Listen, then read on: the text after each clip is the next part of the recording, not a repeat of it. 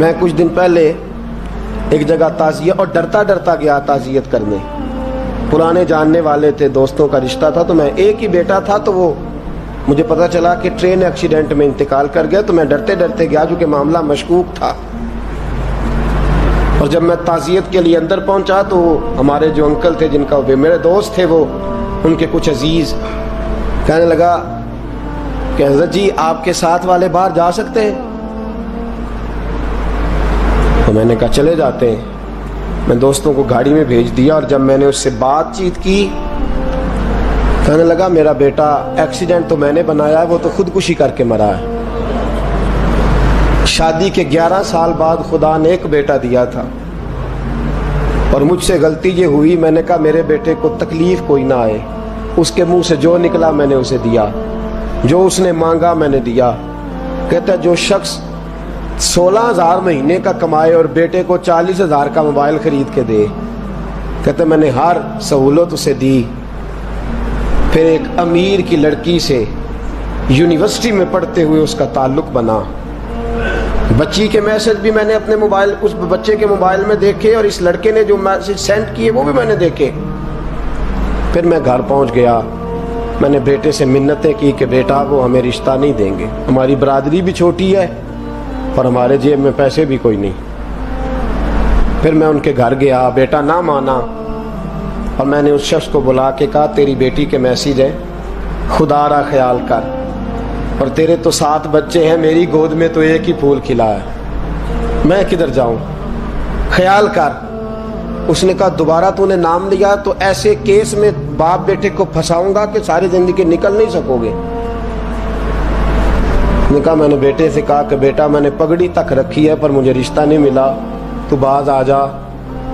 کہنے لگا 3 راتیں میرا بیٹا سویا نہیں, اور مجھے کہنے لگا حضرت جی وہ 4تھی رات سویا ہے تو دوبارہ اٹھا نہیں.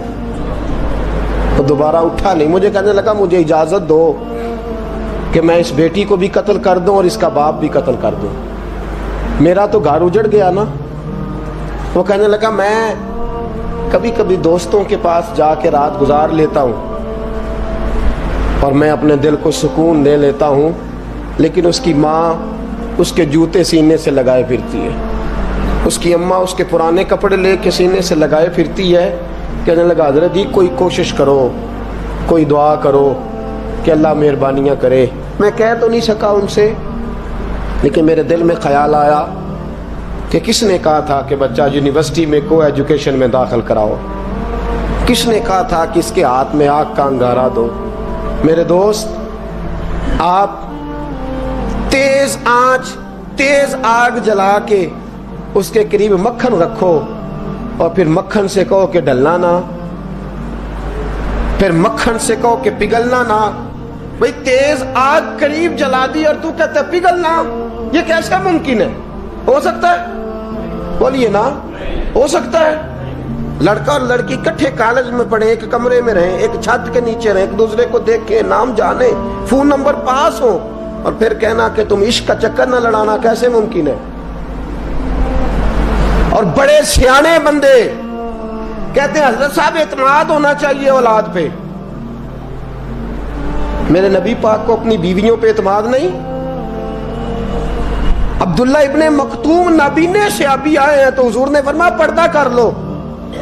حضور کو اعتماد نہیں؟ مصطفیٰ سے پاک گھر کسی کا ہو سکتا ہے؟ فرمایا پردہ کر لو, نقاب ڈالو.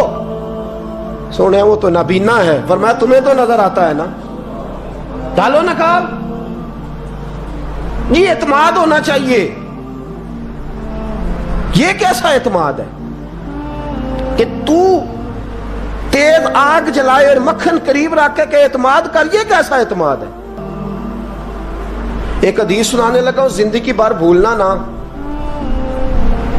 دل کی تختی پہ لکھنا یہ روایت. توجہ ہے آپ کی؟ جاگ رہے ہیں؟ باہر والوں کو میری بات کی سمجھ آ رہی ہے؟ حدیث سنانے لگا ہوں, ابن حجر اسقلانی حدیث لائے ہیں. رسول پاک صلی اللہ علیہ وسلم نے فرمایا جہاں مرد اور عورت اکیلے ہوں وہاں تیسرا شیطان ہوتا ہے. یہ تو پہلے بھی سنے ہوں گے نا اتنے لفظ. اس سے آگے ہیں ابن حجر حدیث کے لفظ لائے. یا رسول اللہ صلی اللہ تعالی علیہ وسلم، مرد اور عورت اکیلے ہوں تو تیسرا شیطان ہوتا ہے؟ حضور نے فرمایا ہاں. عرض کی حضور اگرچہ وہ نیک ہو، جاگ رہے ہیں نا آپ لوگ، اگرچہ وہ جہاں مرد اور عورت اکیلے ہوں وہاں تیسرا شیطان ہوتا ہے. حضور اگر وہ نیک ہو لکھ لو دل کی تختی پر. میرے رسول نے فرمایا اگر عیسیٰ کی ماں مریم بھی ہو اور زکریا کا بیٹا یحییٰ بھی ہو تو میں ان دونوں کو بھی اکیلا بیٹھنے کی اجازت نہیں دے سکتا. فرمایا عیسیٰ کی ماں مریم جو رہی مسجد میں، پلی مسجد میں، جس کی پاکیزگی کا اعلان قرآن کر رہا ہے، عیسیٰ کی ماں مریم. اور فرمایا یحییٰ صرف نبی نہیں، نبی کے بیٹے بھی ہیں، زکریا بن یحییٰ.